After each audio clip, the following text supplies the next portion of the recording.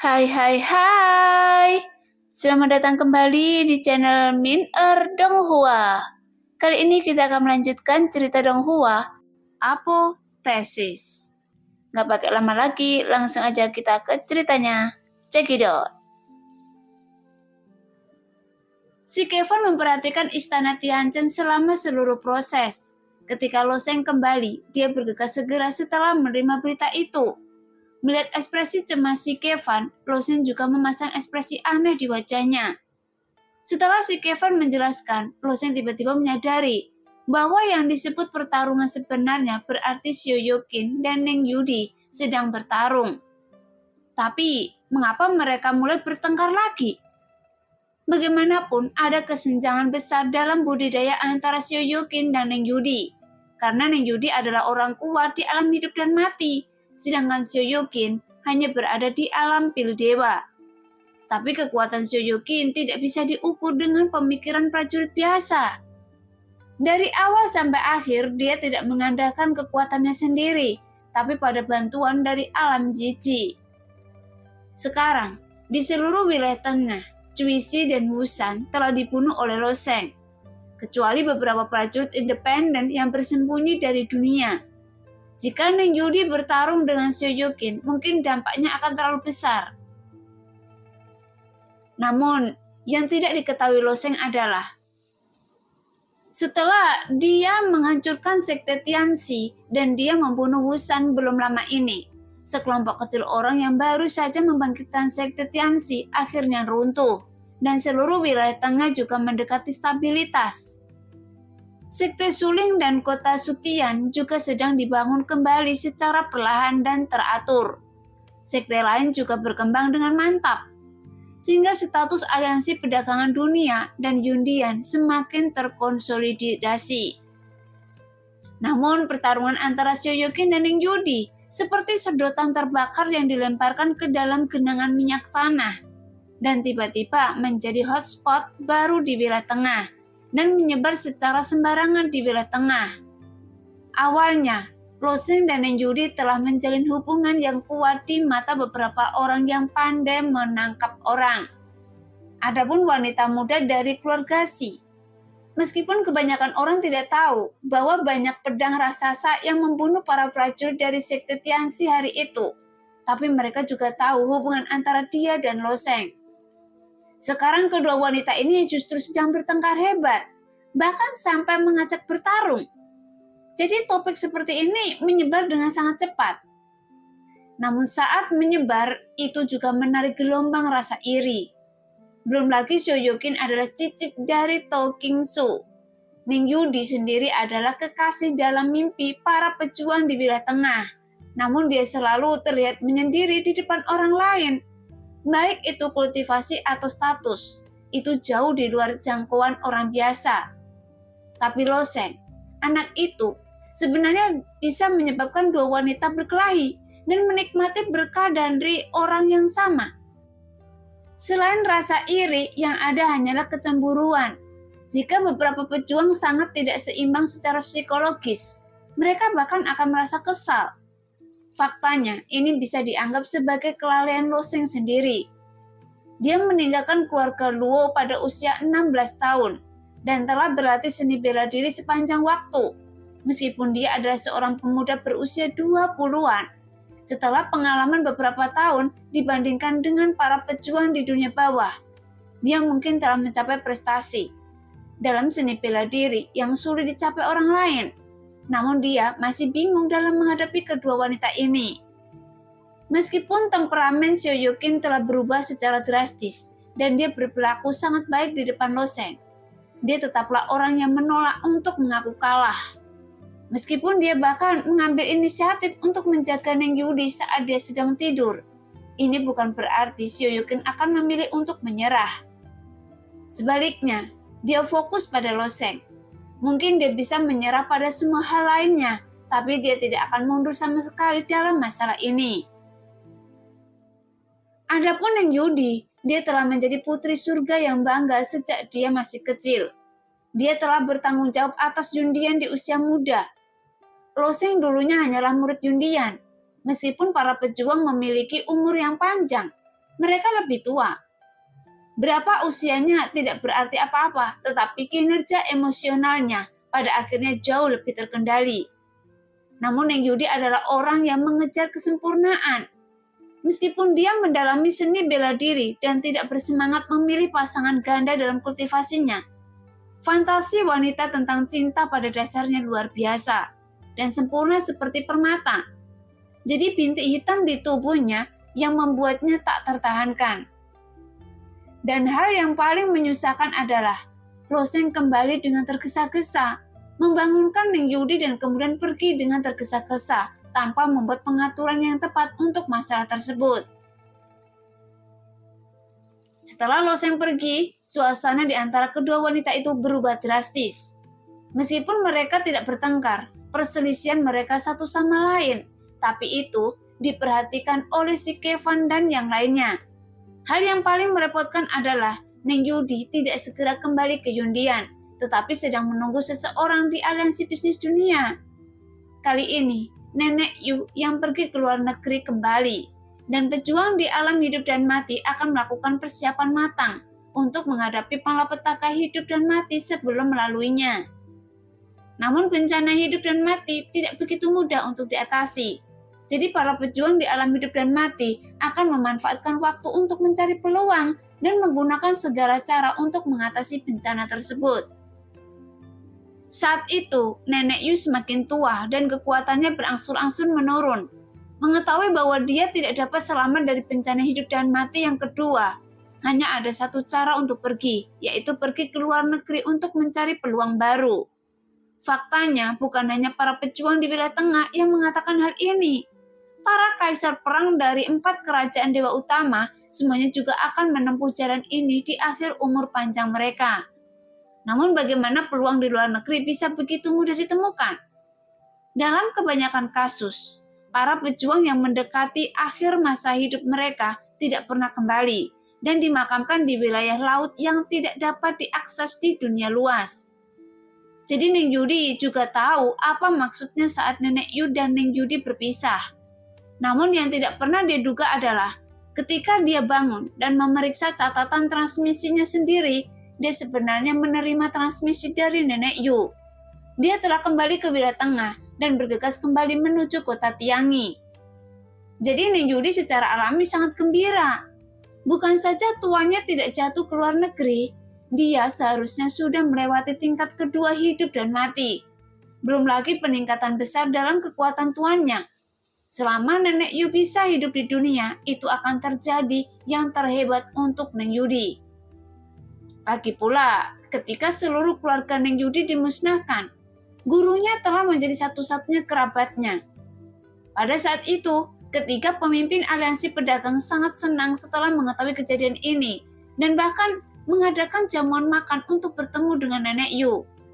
Meskipun tidak banyak pejuang yang diundang ke perjamuan ini, tetapi semua pemimpin sekte dari sekte kelas 4 di wilayah tengah diundang, termasuk To King Su dan lainnya, yang sibuk mempersiapkan pendirian sekte suling.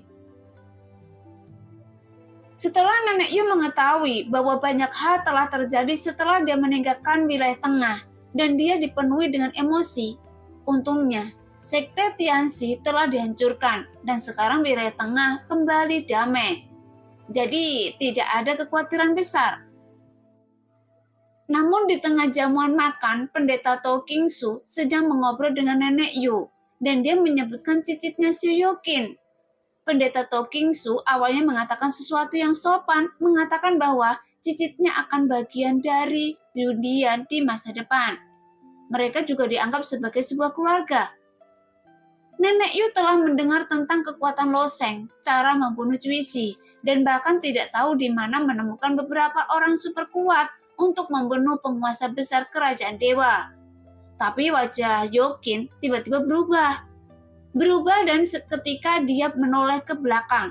Dia melihat ekspresi yang tidak wajar di wajah Neng Yudi, sehingga Nenek Yu yang pemarah segera berbalik ke arahnya. Dia tahu bahwa hati Neng Yudi dikhususkan untuk Loseng. Jika dia memiliki keraguan sebelumnya, dia merasa bahwa Loseng tidak layak untuk muridnya yang paling menonjol. Lagi pula dia adalah penguasa Istana Awan. pengendali sekte terkuat di wilayah tengah, dan yang lainnya adalah orang nomor 1 di wilayah tengah. Itu adalah pasangan yang dibuat di surga. Tapi mengapa Sioyokin tiba-tiba muncul? Jadi Nenek Yu baru saja berkata, "Burung pipit tetaplah burung pipit. Kenapa Anda masih ingin terbang ke dahan dan menjadi burung poni?" Setiap orang yang hadir adalah orang-orang terhormat. Meskipun sekte suling masih dalam tahap pengembangan kembali, Tolkien Su bukanlah lampu hemat bahan bakar. Dengan berdirinya sekte suling, hanya masalah waktu sebelum dia dapat mengembalikan kejayaannya. Jadi ekspresinya segera berubah menjadi sangat jelek. Sioyokin adalah keturunan yang paling dicintainya. Bagaimana dia bisa mentolerir pembicaraan tentang dia seperti ini? Oleh karena itu, Pendeta Tolkien Su dan Nenek Yu langsung bertengkar, dan suasana tiba-tiba menjadi sangat tegang. Adapun Sekevan, Yan Yuesan dan lainnya, wajah mereka penuh dengan kepahitan. Mereka sangat menyesalinya dan seharusnya tidak mengadakan makan malam ini. Sebelumnya mereka berpikir bahwa masalah sepele seperti itu tidak akan menimbulkan masalah seperti itu. Jika hanya 2 orang tua yang bertengkar, masalah ini mungkin akan berakhir seperti ini. Loseng harus kembali untuk membahas semuanya. Tetapi Xiuji tidak senang ketika dia melihat saudara perempuannya dikatakan demikian. Jadi dia melompat keluar untuk membantu Sioyokin untuk berbicara. Segera setelah itu, Neng Yuri dan Sioyokin terlibat dan akhirnya masalahnya menjadi semakin besar. Pada awalnya, karena cadangan, Neng Yudi hanya duduk diam di kursinya tanpa berbicara. Namun setelah pertengkaran menjadi semakin sengit, Nenek Yu menyerang Sioyokin beberapa kali.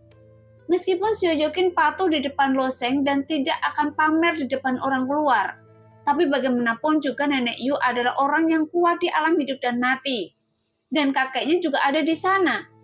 Jadi setelah menyeduh beberapa kali, Sioyokin berkata dengan ringan, "Nenek Yu, Anda bilang saya burung pipit, dan saya tidak bisa menandingi Loseng. Lalu kenapa? Bagaimanapun, Loseng dan saya adalah suami istri, dan kami sudah menikah." Begitu kata-kata ini diucapkan, seluruh tempat menjadi sunyi, dan secangkir anggur Yuven anggur premium berusia seabad diletakkan di sudut meja Neng Yudi. Tapi dia tidak minum seteguk pun selama jamuan makan. Tetapi kali ini, dia mengulurkan jari gioknya dan meminum anggur tersebut dalam satu tegukan. Dengan tingkat kultivasinya, dia tidak akan mabuk.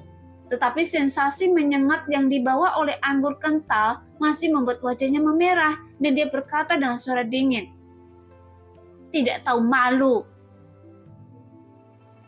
Di antara para pejuang, pertahanan antara pria dan wanita relatif tidak begitu ketat. Pengakuan Sioyokin tentang hubungan dengan Loseng sebenarnya tidak ada apa-apanya. Namun Pendeta Tolkien Su sangat marah ketika mendengar Neng Yudi mengatakan ini. "Nah, mengapa Anda berbicara seperti ini? Bagaimana mungkin Nenek Yu bersedia membiarkan orang luar memberi pelajaran pada Neng Yudi sehingga pertengkaran meningkat dan dia akan mengambil tindakan. Jadi tidak peduli seberapa kuat si Kevan, dia tidak bisa membujuk mereka." Setelah berdebat dan berdebat, itu berubah menjadi perkelahian, dan Sioyokin sebenarnya meminta Neng Yudi untuk bertarung. Mereka bertengkar di kota Yunhai.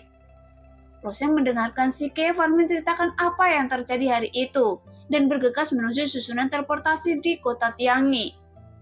"Iya, itu di kota Yunhai." Si Kevan berkata dengan sangat yakin. Dari sudut pandang aliansi bisnis, perdamaian adalah hal terpenting di dunia. Apalagi ini bukan masalah besar. Tapi mengapa hal itu memprovokasi kedua belah pihak untuk mengambil tindakan? Tapi tidak apa-apa sekarang. Setidaknya Loseng sudah kembali. Dan dia khawatir hanya Loseng sendiri yang bisa melepaskan ikatan ini. Setelah memasuki susunan transmisi kota Tiangi, Loseng dengan cepat menelusuri saluran transmisi dan bergegas kota Yunhai. Untungnya, saluran transmisi jarak pendek ini sangat stabil. Loseng menggunakan keterampilan tubuhnya untuk berlari kencang di saluran tersebut, dan hanya butuh puluhan tarikan nafas untuk mencapai ujung saluran transmisi. Saat cahaya putih menyala dari susunan teleportasi naik, sosok Loseng muncul di susunan teleportasi kota Yunhai. Sekarang ada beberapa penjaga dari kota Yunhai menjaga susunan teleportasi ini. Meskipun sisa-sisa sekte Tianxi juga telah dihancurkan, saat ini kota-kota besar masih dalam keadaan siaga. Jadi papan nama prajurit harus diperiksa saat masuk dan keluar dari susunan teleportasi. Tidak peduli apakah pedagang datang dan pergi, mereka juga harus memeriksa dokumen eksklusif aliansi bisnis dunia. Pada saat ini, para penjaga alam Dewa Penerangan memandang Loseng beberapa kali, dan setelah meminta mereka untuk mencoba mengidentifikasi budidaya Loseng, ada ekspresi ngeri di wajah mereka. Meskipun mereka tahu bahwa Loseng bukanlah seseorang yang dapat mereka provokasi. Salah satu penjaga masih menahan diri dan bertanya dengan patuh. "Teman ini, bolehkah saya bertanya siapa Anda?" Loseng sekarang ingin menghentikan pertarungan antara Xiaoyoqin dan Neng Yudi. Bagaimana dia bisa peduli dengan orang-orang ini? Jadi sosok itu tiba-tiba melayang dan para penjaga merasa Loseng telah menghilang di depan mereka. Tapi penjaga itu mengikuti perintah dan ingin menyembunyikan alarm untuk menghentikan orang. Tapi penjaga di sebelahnya menghentikannya. "Tidak perlu membunyikan alarm."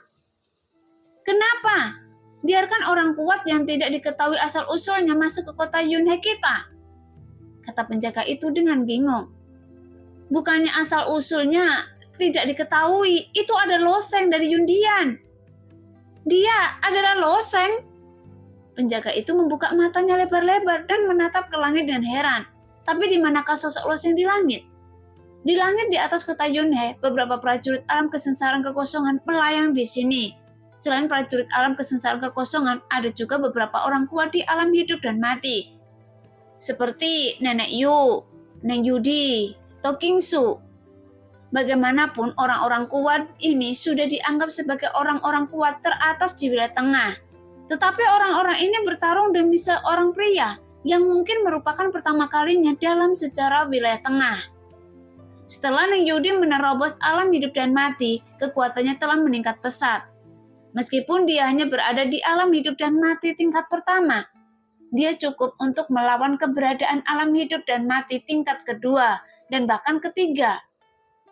Namun, tingkat budidaya Xiaoyoqin hanya pada tingkat pil dewa. Melihat seluruh wilayah tengah, tingkat budidaya semacam ini dianggap langka dan umum di antara banyak sekte. Masalahnya adalah, tubuh yin ungu istimewanya sangat kuat. Xiaoyoqin bisa mendapatkan bantuan dari alam Yiji. Bahkan, tidak hanya bisa memanggil pedang raksasa itu, tapi juga bisa memanggil roh sejati yang bisa menghancurkan dunia. Jika ini benar-benar pertarungan hidup dan mati, kerugian dari pertarungan ini mungkin jauh di luar imajinasi banyak orang. Oleh karena itu, Neng Yudi sama sekali tidak membenci Xiaoyoqin.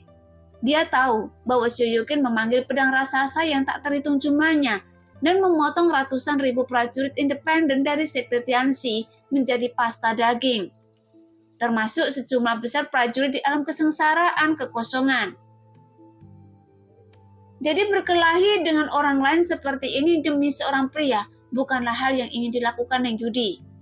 Sayangnya pria ini adalah Loseng. Memikirkan ciuman Loseng, hati Neng Yudi terasa hangat. Segera gelombang angin menyapu dan bulu es ponik sepanjang beberapa kaki di belakang Neng Yudi berkibar tertiup angin. Cahaya tajam melintas di matanya dan semburan es hitam mengembun di tangannya. Menatap Xiaoyoqin tidak jauh dari sana. Dia bisa merasakan kegigihan yang terpancar dari Xiaoyoqin, tapi ada beberapa hal yang tidak bisa diselesaikan dengan kegigihan, jadi dia harus mengambil tindakan. Xiaoyoqin memang sangat gigih, dan satu-satunya hal yang bisa mendukungnya menghadapi Neng Yudi adalah obsesi itu. Jadi bisa dibayangkan tekanan yang dihadapi seorang pejuang di alam pil dewa ketika menghadapi orang yang kuat di alam hidup dan mati, tapi dia tidak bergeming sama sekali. Hanya ada satu pikiran dalam obsesinya, tidak peduli apa, dia harus melakukannya, dan tetap di sini di sisi Loseng. Dari aspek ini, persyaratan Xiaoyoqin jauh lebih rendah daripada Neng Yudi. Dia tidak mengejar kesempurnaan, dia juga tidak mengecualikan Neng Yudi. Dia hanya ingin memiliki posisinya sendiri di sebelah Loseng. Setelah melihat Neng Yudi memadatkan tombak es hitam yang unik, Sioyokin hanya mengulurkan tangannya sedikit. Fluktuasi yang tak terhitung jumlahnya mulai terjadi di langit, dan bayangan hitam perlahan muncul, dan itu adalah segenggam pedang raksasa yang diproyeksikan dari alam ungu. Namun pada saat ini, sesosok tubuh melesat keluar dari kota Yunhai dengan kecepatan luar biasa. Hampir tanpa stagnasi apapun, dan berdiri di antara kedua wanita itu, mata Loseng acuh tak acuh, tetapi dengan senyuman di wajahnya, dia menatap Sioyokin, lalu ke Neng Yudi. Tapi dia berbicara pura-pura tidak tahu. Apa yang kalian lakukan? Loseng! Saat Loseng muncul, bayangan pedang raksasa itu menghilang. Meskipun keinginan bertarung Sioyokin pada awalnya tidak kuat, ketika dia melihat Loseng, senyuman lembut tiba-tiba muncul di wajahnya. Kemudian dia melihat ke arah Loseng dan bergegas meraih lengan Loseng. Sedangkan untuk Neng Yudi, tombak es hitam di tangannya masih mengarah ke Sioyokin. Namun ada sedikit kesedihan di mata yang menatap Loseng. Pendeta Tokingsu dari sekte Rovoid dan Sioji menyapa Loseng dengan senyuman di wajah mereka. Adapun Sioji, jenius pertama dari sekte Rovoid yang selalu ingin menantang, tetapi tidak pernah mampu melakukannya. Dia langsung memanggilnya saudara ipar. Mendengar gelar ini, hidung Nenek Yu menjadi sangat marah. Bahkan dia mendengus dingin sambil berdiri tidak jauh. Nenek Yu, saya dengar Anda telah kembali dari luar negeri, jadi saya Loseng juga ikut berbahagia untuk Anda. Nak Loseng, apakah Anda tidak bahagia? Anda seharusnya berharap orang tua seperti saya ini mati di luar, kata Nenek Yu dengan dingin. Namun Loseng masih memiliki senyuman di wajahnya. Yang harus dia lakukan sekarang adalah menyelesaikan konflik antara kedua wanita itu. Karena Nenek Yu ingin membuat keputusan untuk Neng Yudi. Kata-katanya pasti tidak terdengar bagus. Adapun Neng Yudi, dia masih seperti patung es. Saat dia melihat wajah tersenyum Sioyokin, ada rasa dingin di wajahnya. Bersandar di pelukan Loseng, Sioyokin merasa sangat damai. Seolah-olah semua pikiran yang mengganggu menghilang tanpa jejak. Pada saat ini, segala sesuatu di sekitarnya tampak tidak penting. Namun senyum tipis di wajah Sioyokin seperti duri menusuk hati Neng Yudi, membuatnya merasa sangat tidak nyaman. Luar! Tombak es hitam yang baru saja mengembun di tangan Neng Yudi hancur berkeping-keping saat ditembakkan ke bawah.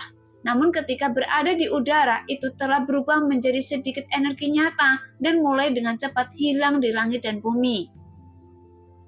Tuan, saya ingin kembali. Neng Yudi menoleh dan bulu Esponik yang panjang bergetar sedikit. Dia seperti Esponik, terbang menuju Yundian dengan gesit, tetapi sosok kesepian itu tampak sedikit terluka. Lalat terbang! Loseng dan Nenek Yu berteriak pada saat yang bersamaan. Tapi setelah berteriak, Nenek Yu menatap Loseng dengan tajam, kemudian mengikuti Neng Yudi. Meskipun Nenek Yu dan Neng Yudi pergi, tetapi ada banyak tetua dari Yundian di depan mereka, termasuk Dameng Zeren. Ketika dia melihat Loseng, ada senyum masam di matanya, karena dalam perjalanan Loseng dalam seni bela diri berjalan mulus dan mulus. Bahkan bisa dibilang, ia melejit. Meski mendebarkan, dia harus melewati setiap rintangan. Namun jika menyangkut kata cinta, rasanya tidak begitu mulus. Faktanya, wajar jika seorang pejuang memiliki 3 istri dan 4 selir. Belum lagi keindahan di istana kaisar perang di daratan kerajaan dewa, yang jumlahnya mencapai puluhan ribu. Karena jika seorang pejuang kecanduan wanita, dia akan memiliki banyak istri dan selir. Namun Dameng Zeren mengetahui karakter penguasa istana dengan sangat baik. Dan jika dia ingin Neng Yudi berkompromi dalam hal ini, mungkin itu jalan yang lebih sulit daripada seni bela diri, yang juga tidak bisa mentolerir butiran pasir di matanya. Dan itu tergantung pada kemampuan Loseng sendiri. Bagaimana menyelesaikan kontradiksi ini? Melihat Neng Yudi pergi dengan cepat, Loseng awalnya ingin menyusul, tetapi Sioyokin meringkuk di pelukannya seperti domba. Kali ini, Loseng juga sedikit bingung dan tidak tahu bagaimana menangani masalah ini. Dalam hal ini, Loseng tampak naif dan tidak dapat memahaminya. Itu karena dia tenggelam dalam seni bela diri. Tetapi dia belum pernah memiliki pengalaman ini sebelumnya. Di sisi lain istana Jindian, untaian kabut es menyebar dengan lembut. Dengan rasa misteri di dalam kabut, seolah-olah itu adalah negeri dongeng di bumi. Sekarang, burung ponik es yang hidup terbang perlahan di sekitar Neng Yudi. Meskipun burung ponik es ini adalah objek visualisasi, dia memiliki beberapa kebijaksanaan spiritual di bawah visualisasi konstan Neng Yudi. Jadi dia bisa merasakan mood Neng Yudi. Kali ini, mood Neng Yudi sedang rendah dan mood ponik es juga sama rendahnya. Pada saat ini, Neng Yudi memeluk kakinya yang berproporsional.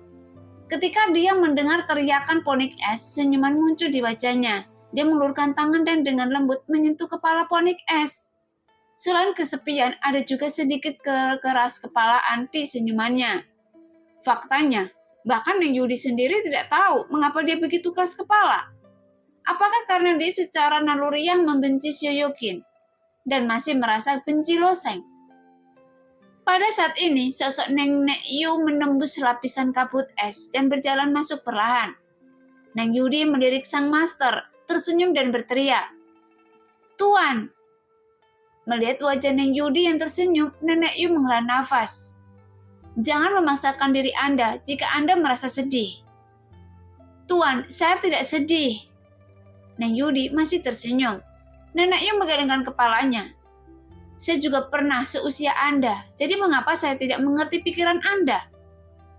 Dalam hal pencapaian seni bela diri saja, Neng Yudi mungkin tidak kalah dengan Nenek Yu. Bahkan di antara 4 kerajaan dewa utama, bakatnya luar biasa dibandingkan dengan para jenius tingkat dewa. Namun dari segi kecerdasan manusia, bagaimana dia bisa dibandingkan dengan Nenek Yu yang telah hidup bertahun-tahun? Neng Yudi membiarkan orang melihat melalui pikirannya dan terdiam. Tapi Nenek Yu merasa kasihan padanya. Duduk di sebelah Neng Yudi, dia menghela nafas. Tidak peduli dari setiap aspek, Loseng sangat baik. Sebagai seorang kultivator ganda dan pejuang berumur panjang, wajar jika dia mengambil beberapa istri yang selir. Sebelumnya di luar Jundian, dia berdiri kokoh di sisi Neng Yudi, tapi sekarang dia mencoba membujuk Neng Yudi. Guru berkata begitu, dia adalah pasangan yang sangat baik untuk kultivasi ganda. Bukankah itu berarti semua wanita di dunia harus menikah dengannya?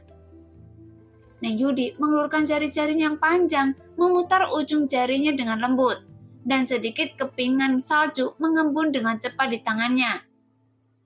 Secara umum, kepingan salju hanya seukuran ujung jarum, dan dibutuhkan banyak penglihatan untuk membedakan bentuknya.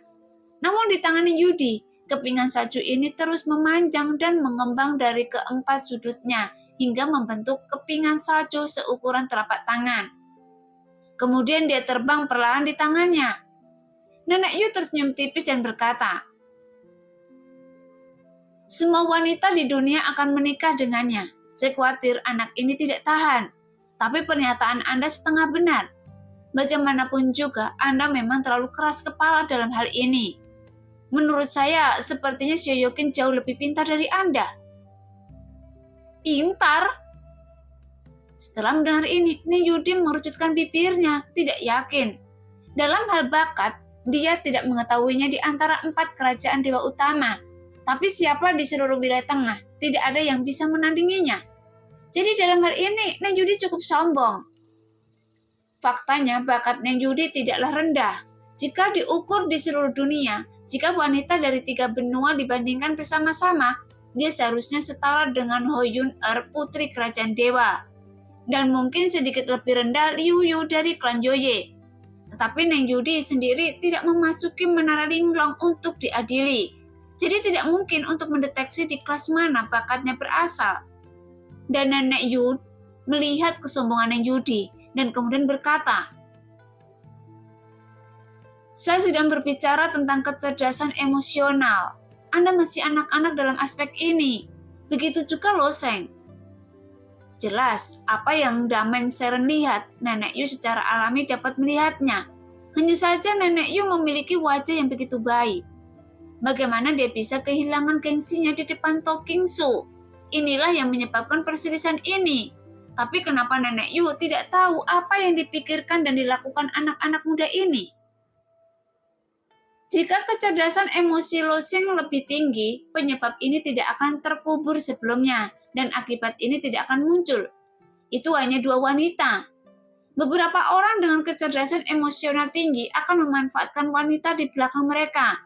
Tapi bagaimanapun juga, dia masih terlalu muda.